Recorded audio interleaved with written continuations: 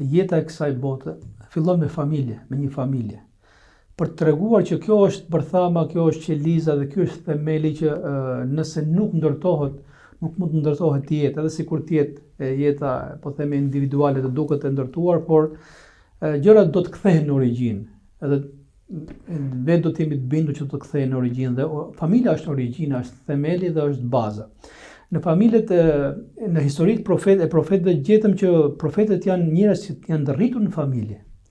Njerëz që kanë përjetuar dashurinë prindërore ose janë sprovuar me prindër që ndoshta nuk kanë qenë besimtarë. Profetë që kanë patur jetë familjare, që kanë patur fëmijët e tyre, që kanë patur marrëdhënie familjare. Për të treguar që ky dimensioni i jetës familjare është i domosdoshëm në ndërtimin e personalitetit. Pra njerëzit më të dalluar të Zotit kanë bërë jetë familjare. Dhe nëse kemi përmendur edhe Isain a.s. i cili mund të duket se është më i larguar nga jeta familjare, ai ka patur një lidhje të fortë të tillë me nënën e tij, saqë asnjëherë Zoti nuk e shkput atij emrin prej nënës së tij, se prej asaj nëne ai mori besimin, mori dashurinë, mori ndjeshmërinë.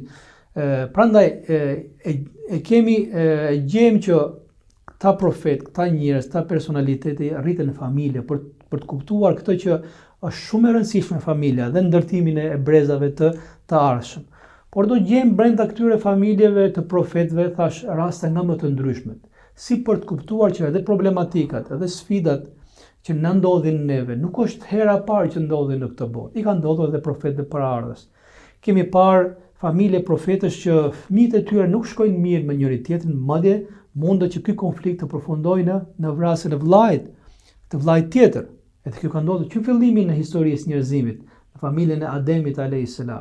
Mund të gjejmë që problematikat mes familje mund të gjejmë që vëllezërit xhelozojnë njëri tjetrin dhe mundohen ta dëmtojnë njëri tjetrin, siç është rasti i historisë së Jakubit dhe në surën Jusuf që ne kemi diskutuar. Por aty kemi parë se si besimi dhe besimtari gjithmonë fal dhe toleron për hir të familjes. Ai në fund të historisë fal dhe toleron vëllezërit e tij dhe i bën ata pjesë të jetës së tij dhe nuk i dëbon. Pra, për të treguar që mëshira në familje dhe mshuria është përtej drejtësisë. Edhe ajo duhet të ushqehet në familjet tona, se po të ndashin gjërat me drejtësi, ndoshta Jusufi a.s. s'kishte pse t'i falte ata. Por ai na mëson neve që ka diçka që është më e madhe se sa drejtësia. Është dhe mshuria, që është mëshira, dhe besimi është ai që e bën njeriu të jetë i dhëmshur dhe të jetë i mëshirshëm.